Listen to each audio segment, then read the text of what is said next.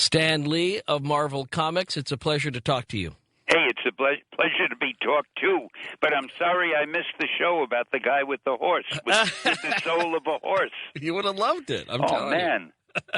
I will say that we've a never tough act to follow. We've never met, but you've been a friend of mine for years, and I know that you hear that from so many fans out there. There are many more famous hosts who could be interviewing you tonight, but nobody with a greater appreciation for your work than well, bless your heart. I mean that. And I've loved reading about you over the years. I was telling one of your people who had called earlier in the week, and I just said, I've just always been more fascinated with you almost more than your creations. And so I've read stuff about you over the years. I'd love to put it to the test. You got a second? Sure. All right. Stan Lieber. Is that correct? That's right. Your birthday? Stanley Martin Lieber. Now, you wanted to save using Lieber for the day in which you might write something that was of greater import than a comic book. Did you ever? No, I'm afraid not. See, in the day that I started writing comics, nobody had any use for them. Nobody had any respect for them. And I hated using my real name. So you kept holding on to it, thinking one of these days I'm going to use it. And Stan Lee, of course, kind of, grew from that, and you became the franchise in a lot of ways for Marvel Comics. It's probably appropriate for me to mention some of the most famous, although I can't get to all of them. We all know Spider-Man and the X-Men, Fantastic Four. Daredevil you were involved with, of course. Oh, sure. That's one of my favorites, and I even liked the movie Daredevil. Not everybody did, but I was really hoping for Daredevil 2. I thought it was great. There will be one. Will there be one? Yeah, there'll be one. And who else should we mention of the ones you're proudest? Hulk, Daredevil, Hulk, Doctor of course. Strange, Iron Man, Thor, Nick Fury, Agent of S.H.I.E.L.D., the Silver Surfer.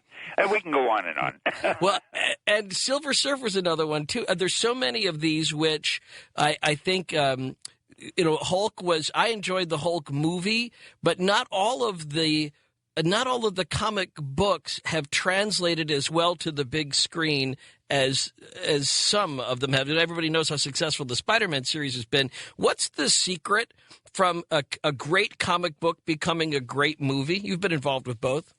Well, I think you have to absolutely capture the flavor of the comic book.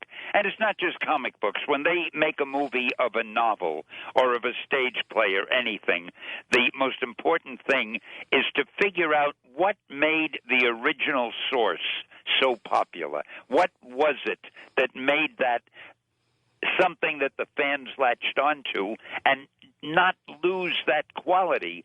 Sometimes you make a movie out of a book, but you don't include the one element that made the book successful. And it isn't easy always to tell what that element is. That's the tough part. What have been the most successful translations of your Marvel comic series into film? Obviously, I think Spider-Man and the X-Men are the two most successful. Right. But, successful, too, as an artistic project, not just as a financial one. Are there other ones that didn't do as well at the box office, but you thought it did capture the spirit of the original comic book? Well, I thought that Daredevil carried the spirit, captured the spirit. I thought too. the Hulk did. The only thing about the Hulk, personally, I thought there was a little too much concentration on that business with his father. And I felt it should have been a little bit lighter than that. Right. I could so see that. Nice artwork, though. I've always loved the art direction on the Hulk. Oh, I thought that part was really cool. I really liked how they did that. Did you know that the Hulk was originally gray in the origin story years ago? I did not know that. Why was he gray? Well, I learned that fans, for some reason I've never figured out, fans of superheroes, they love costumes. When I did the Fantastic Four in the first issue, I didn't give them costumes.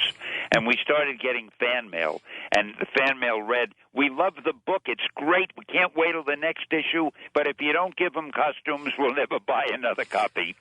So with the Hulk, here I was going to do a story about a monster, and I couldn't think of any reason why a monster would buy a costume for himself. So I figured I'll give him a different color skin. That's the next best thing. And I thought gray would be kind of spooky and scary, but what happened was the printer couldn't print it well. In some pages, he looked like he was dark gray. In some pages, it was light gray. In some pages, it was almost black. So being a comic book editor, you're a little bit like God. You can change anything. So I said, in the next issue, I'll give him a different color. And I looked around, and nobody seemed to be using green for a character. So I said, I'll make him green. And it was just as simple as that. Well, and I think that's fascinating, too, that you are getting a sort of the interactive input from your fans. Was there things that people were writing to you in the formative years of those characters, like you mentioned with the costumes, but in other aspects of the character that you incorporated that originally came in just a letter in the mail? Well, I got so much mail. And more than mail, I did a tremendous amount of lecturing at colleges and universities, and we'd always have questions and answers period. And I learned so much more from the people in the audience than they could ever learn from me. And it's so great. You talk to people who read your books, who care about the books, and they tell you what they like and dislike. So my job was easy. I didn't even do the work. The fans really did it for me. Well, you know that I preach a little on the side, and every once in a while someone will come up and they'll say something that they heard in the sermon, which I know I didn't say or I didn't think I said, but they heard it in there, and they thank me for it later, and I go, well, that's really cool. Next time I'll do that on purpose. I mean, there are things like that people catch that you may not have even known that you were putting in there. But you obviously, are so right. Now, take the X-Men. I was just originally trying to get an interesting group of characters with interesting powers, and I thought it would make it twice as interesting if the public really didn't like them that much, and if they had to worry about their reception by the outside world. Little by little, I began getting mail saying how great it is that I'm doing these stories about bigotry and the evils of bigotry and so forth, and race hatred. And I guess I was doing that, but I was doing it subconsciously. That wasn't the main purpose. And when the X-Men enjoyed its reincarnation on film, there was a lot of talk about how this was really the story of homophobia. Yeah, that's absolutely right. And that was not wasn't part of the original blueprint. No, it was the furthest thing from my mind. Right. And so I love those characters, and of course, my kids are big time into them, and I have one son, Itchy, who's read all 8 volumes of the Essential X-Men. I think there are 8 now. They're each on a phone book. There is greatness in that young man. Yeah, they're each like the size of a small city phone book, and he's read 8 of them, and he can't wait for more. And what he's fascinated with, and what I love about the stories, is how it relates to both the pain of being who you are, as well as the great joy of realizing who you are. And these characters, I think, speak to that kind of adolescent angst. You're absolutely right. Well, you know, the thing is, every writer who writes anything tries to make the characters as believable as possible and as empathetic as possible. You want the reader to understand the character and care about the character. And in order to do that, you've got to give the character weaknesses. You've got to give the character problems. You've got to show the things that worry the character and torture the character, as well as all of the great things about him. And then you get a real 100% of a person. So what worried you, and what were you angst-ridden over when you were a teenager that showed up in the comics later? Well, I think mainly the thing I was worried about was just security. My parents were living in the time of the Depression, and my father was mostly unemployed, and our biggest problem was paying the rent in our little apartment every month. So that was the thing uppermost in my mind. And when I wrote Spider-Man, I guess I wasn't consciously thinking of it, but it must have been in my subconscious because I made Peter Parker a young man whose aunt never had enough money, and he was always concerned about making enough money for her so that she wouldn't lose the mortgage in her home and have to be kicked out of it. You know, the thing, I saw this thing on you or on the history of comic book heroes on the History Channel, which was way cool. And I loved the part about how Jewish theology worked its way into some of these superheroes from the very beginning. And I just especially when they were talking about some of the Superman stuff and some of the words that from Krypton were essentially taken directly from Hebrew. And I was like hitting myself going, that is so cool. I don't know why I never made that connection. And I think that's like a whole nother aspect of the comic book experience that we don't even really think about, which is that everybody is sort of shaped by their birth home and how their family of origin treats them growing up, and how that ends up getting worked out in the comic book characters. And I've found a lot of things that you said in particular during that History Channel piece to be fascinating.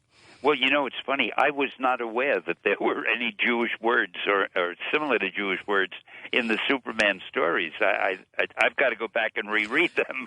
Well, you didn't catch that part. The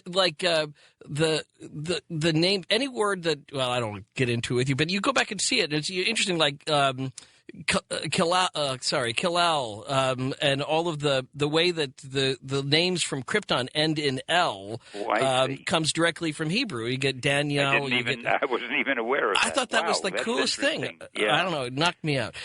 But so as you look at the progression of these comic book characters, and I know that you've worked obviously in a couple, not just for Marvel, but you did some consulting for DC too over the years. Well, not quite consulting, but a few years ago, we decided just for fun that I would do a few books for them, and I took their characters like Superman, Batman, Wonder Woman, the Green Lantern, the Flash, and I wrote different versions of them as though how would they be if I had created them, and it was just a fun exercise. What? The Green Lantern has always been one of those characters that it kind of almost always made it, but I'm sorry, never. Which one? The Green Lantern. Oh, yeah. It kind of was always on the cusp of becoming. I mean, it's legendary, no doubt, but I don't think. I mean, I know they're coming out with some movie on it or something, but I never. I mean, I understand it, but I mean, it seems like it never quite got the traction that the other characters did from that era. No, I guess not. I guess not. Why some characters catch on in that way and others just kind of not? Well, it's the same. You know, you could say the same about books. You could say the same about movies. And usually it is simply a case of you have to make characters, I think I mentioned earlier, that the reader or the viewer cares about and is interested in. One of the best examples to me was Sherlock Holmes. I mean, I was so interested in Sherlock Holmes when I was a kid, reading those stories. Even if I didn't care who the villain was, even if I didn't care who was the murderer or the robber or whatever, if he wasn't a detective, I would still have enjoyed reading the stories because I found his own personality so truly fascinating. And to me, that's the secret. Now, maybe with the Green Lantern, and I'm not familiar with him, really. I don't even remember his name, his normal name. So whatever it was, maybe the readers weren't that interested in him as a person. And yet, you've had such success with the ones you've had. Are there characters you created that I don't know about because they just didn't catch on, that you thought were going to be a hit and it just kind of didn't? I hate to say this because it's going to sound terrible, but I really didn't have any that didn't become hits. No, there are no Green Lanterns in your past, in the sense of not that I can think. Not since the Fantastic Four, when we started the so-called new Marvel Age. You know, we had called our books by a different name. I think we were Atlas Publishing before then. And after the Fantastic Four and the X-Men, Daredevil, and the others, and we saw that we were onto something because the readers loved them, I decided to change the name of the whole line of comics, and we changed it to Marvel Comics. And I must say, every book that we published of a superhero or heroine under the name Marvel Comics, they've all been very well received, and they'll all be movies sooner or later. Well, that's interesting. Yeah, I guess I thought there'd be like one, there'd be like the Blue Bonnet or somebody that never quite caught on or something. But, no, not yet, but give us time. We're still I don't young. believe that. I'm sure you won't do that. But I'm sort of intrigued, too, by the idea of about how the characters have developed and how they've reflected the changes in our cultures. What do you see? I mean, now that, comic books, as you said at the beginning, were kind of something you were too embarrassed to put your real name on. Right. And now it's, mainstream, huge, big, business for all aspects of the entertainment industry and part of our national psyche. What's the future of comic book superheroes or comic books in general? Well, I think that they'll stay about where they are. Years ago, there was no competition at all, except perhaps for movies and the radio. But now you've got television, computers, video games, iPods. I mean, there is so much to occupy people now that comic books are just one of many forms of entertainment, but they are a popular form. They're comparatively inexpensive. They're fun to collect. They don't take up that much room. You could collect hundreds of them and keep them in a closet.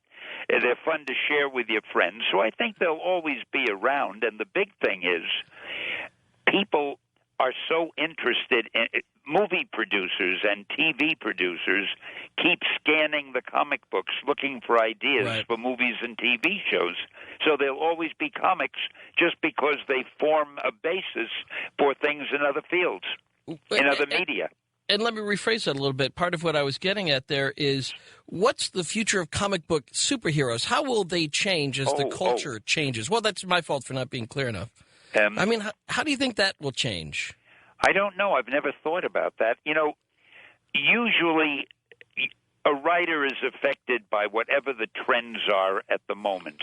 For instance, when we were writing Captain America years ago, it was the time of the Nazis, and all of our villains were Nazis, and we had mostly war stories. Later on, we were worried about atomic energy and the atom bomb. And a lot of our stories had to do with radiation and atomic destruction and so forth. And now there are different things. I think we'll have a lot of villains now who are terrorists. And whatever is happening in the world is reflected in comics, and I might add also in movies and television. We'll leave it there for the moment. We'll come back. We're going to give everybody the phone numbers. We'll get to a few lucky people who'll have a chance to talk with Stan Lee of Marvel Comics coming up on Coast to Coast AM. In for George Norrie, this is Ian Punnett. And we have the honor of talking with Stan Lee, both about the past and the future. We were just talking about the future of comic book characters, how they might change. Before I go back to that, let me just say, Stan, I looked it up. There's a great book you might take a look at. It's called Up, Up, and Oy Vey, and it's written by Rabbi Weinstein, and it's a book all about Jewish themes in superheroes. Oh, that is funny. And he talks a lot about Peter Parker being Jewish, too. He's Jewish, too? That's what he says. I wasn't aware of that. I'm just telling you what he said. I never thought of him as That's funny. Yeah, you never know what it is you're writing. But as you were talking about the future of comic book characters, and you were talking about the comic book villains, and that they might be, terrorists, it leads me to wonder about, how are we going to handle Islam in comic books? Has anybody gone down that road and how they're talking about radical Islam extremists, or has there ever been a Muslim superhero? No, not that I know of. Maybe in Arabia there has been, maybe amongst the Arabs, but Arab superhero? Even doing the villains, I would rather call them terrorists than call them Muslims. Well, I would get that. I wouldn't pinpoint any particular religion or race. Well, I get that, but when they were Nazis, they were Germans. Yeah, but right? we called them Nazis. Yeah, instead, got to stay away from the There were other some thing. good Germans. Of course, of course. I guess I wonder, as a lot of things get sort of nuanced in comic books and sort of maybe fleshed out there in the battle of good versus evil, how the comic book world will handle that, both with terrorist Muslim extremists and also somehow a Muslim superhero somewhere down the road to balance that out, too. And there well may be. But again, I cannot stress enough that comic books are, in their own way, so much like movies and television, because they all follow the same pattern and they all go down the same road. They all have the same type of heroes, the same type of stories, same type of villains. And it's just that they're different mediums and the stories are presented differently, but the overall pattern is pretty similar. We're lining up some callers who want to talk with Stan Lee. We'll get to that, plus his current projects. And a question I was sort of wondering all day long is, what is Stan Lee's favorite movie cameo of the many you have done? We'll come back. We'll find out on Coast to Coast AM. In for George Norrie, this is Ian Punnett. Making the most with our 1 hour with Stan Lee on Coast to Coast AM. And, all right, so of the many movie cameos you've done, and I get a kick out of, spotting you like Alfred Hitchcock in those Hitchcock movies, which one has been your favorite? Actually, the two that you haven't seen yet. Oh, I really? have one in the next Spider-Man movie, Spider-Man 3, Right. where I actually speak to Peter Parker. How about that? And I'm not going to tell you what it is. Okay. It's a very dramatic bit. Then I have one in the next Fantastic Four, FF2, which is, I predict you'll say it is the funniest thing you've ever seen. Well, but wait, weren't you the mailman in the last one? That's right. I was Willie Lumpkin. Didn't you speak to the characters then too as you walked in as Willie Lumpkin? I'm trying to remember. Did you have a line? Yeah. Didn't you have a? Yeah. I was supposed to say, the Fantastic Four are coming back. They've been somewhere. They're coming back to the headquarters. And I go over to Reed Richards, and I say, "Welcome back, Mr. Richards," or Dr. Richards. Right. But I wanted to make my line longer, and you know that they do a lot of different takes. So on the second take, I said, "Welcome back, Dr. Richards. We sure missed you." And on the third take, "Welcome back, Dr. Richards. We sure missed you. You're looking great." And on each take, I said more. Everybody was hysterical. And then he started answering me. He'd say, "Gee, Lumpy, you're looking well. How have you been?" And we ended up having a long conversation, which, of course, was cut out of the movie. But it was the most fun we've had in a long time. Now, wait, so you're not coming back as Willie Lumpkin in Fantastic Four, too? This is a whole new one, and it's 100 times funnier. I can't tell you, but don't dare miss it. By the way, speaking of the Marvel movies, there's one thing I got to mention. You introduced me as Stan Lee of Marvel, and I love that, and I still am the chairman emeritus, which, as you know, is kind of an empty title. But I've also started my own company called POW Entertainment. So I'm now competing with things that I did years ago, and that's a lot of fun. And you've got a new movie coming out. You have a couple of features that you've put out with this new company. Well, we have some the first things that are coming out, we have a DVD. It's an animated DVD, movie length, called Mosaic, about a teenage superheroine, and it's voiced by Anna Paquin, who's a wonderful little actress. And she's a real superhero. I don't want to say too much about it, but we're very proud of it. And that's out now. And next month, I have a new superhero called the Condor, and he's a Hispanic superhero because I felt it's time we have a good one. And he's voiced by Wilmer Valderrama. And well, I can't wait till you see that one. I would love to see that. Well, tell me about the difference when you're doing a female, a super heroine as opposed to a superhero. I mean, obviously there have been many over the years, so it's nothing new. But do you approach the character differently when you're writing from a female voice, or are superheroes? Oh, no, but it doesn't have to be a superhero. It could be any character. If you're writing a female, you just write her differently than a male. Females, for the most part, speak differently. They react differently. And anybody who's over the age of 12, I guess, knows the difference and has been with females and knows. So you can't write them the same. Our heroine in Mosaic is a gal who wants to be an actress. I don't know of any superheroines who've wanted to be actresses before.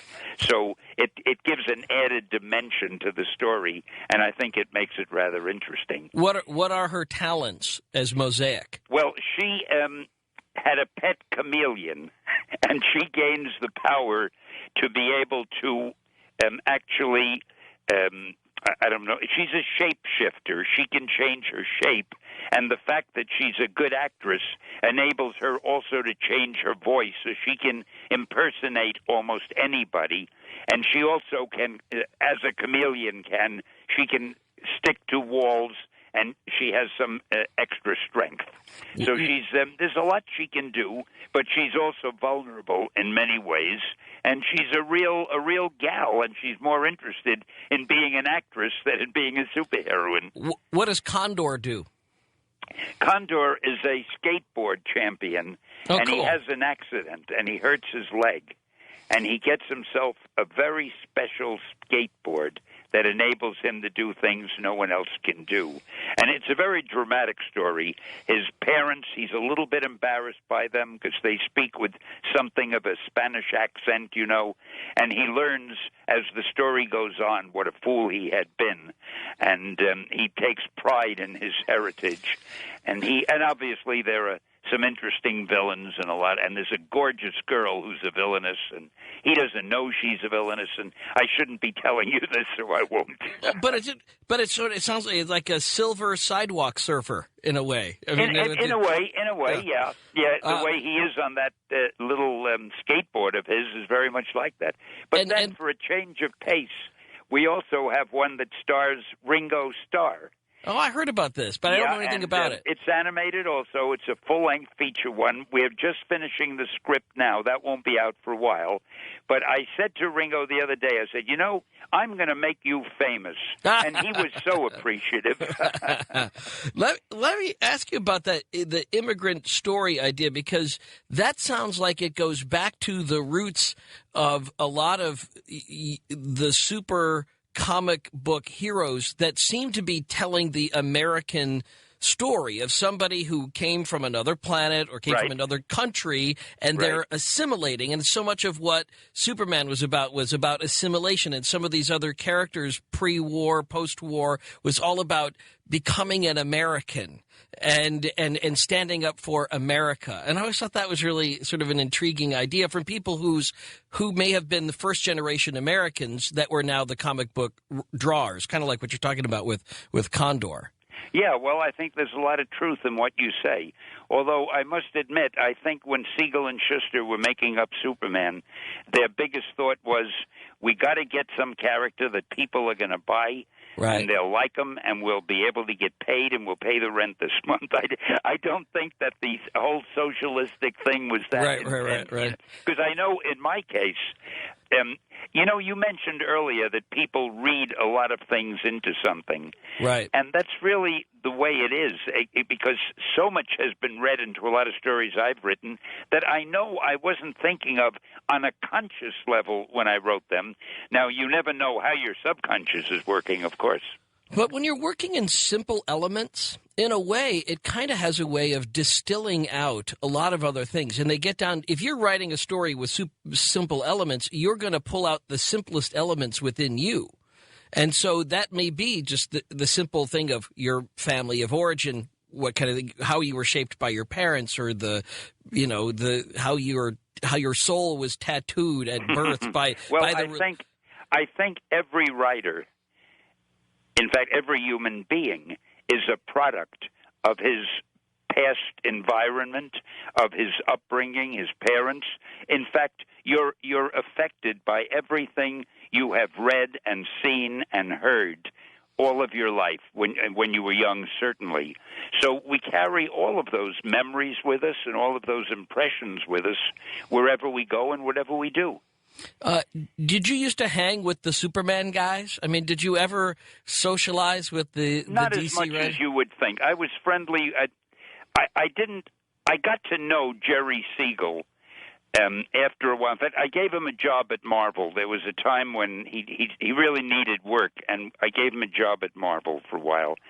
Unfortunately, he had to leave after about a year because his wife was ill and had to go out to California. Marvel was in New York.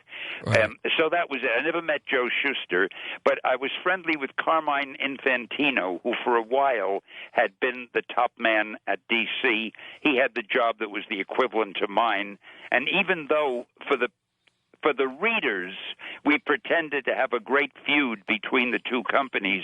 But Right. we used to meet a couple times a week or a month at a place called Friar Tuck's, a little bar in New York. Did And you we'd really? have drinks, and we'd bring our artists with us or our writers, and we were all pretty friendly. We were all in the same business, all trying to do the same thing, and we all respected each other's work.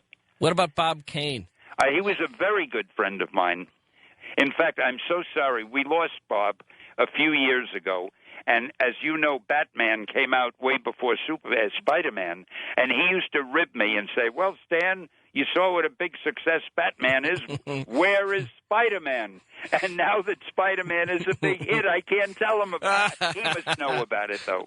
I sure hope so. Let's get a couple of callers under the time we have left for Stan Lee. It's Johnny in Atlanta, first-time caller line on Coast to Coast AM. Johnny, you're talking with Stan Lee. Hiya, Johnny. Hey, Ian. Hey, Stan. It's a great pleasure to be talking to both of you guys. Thank you. Stan, I have a couple of questions for you. One, I guess, is a comment. I love the Spider-Man movies, and I really hope that you guys make another Spider-Man and you give Bruce Campbell the chance to be the mega villain, because he did give Spider-Man his name in the cage match, and he was the snooty usher in the last Spider-Man. I'll be if you have any damned. pull, if Well, you have I'm a any big pull- fan. I'm a big fan of Bruce Campbell's. I don't really have anything to do with the casting, but I'll certainly mention this to the guys when I see them. You may not have anything to do with the casting, but you know people listen to you. So if you can just... They'd better. I point them in shout that proud. direction. And then I had... Got to be I quick, had Johnny. one- Go ahead. Okay, I had one other question. I have a question about what's going on with feedback from Who Wants to Be a Superhero on Sci-Fi Channel.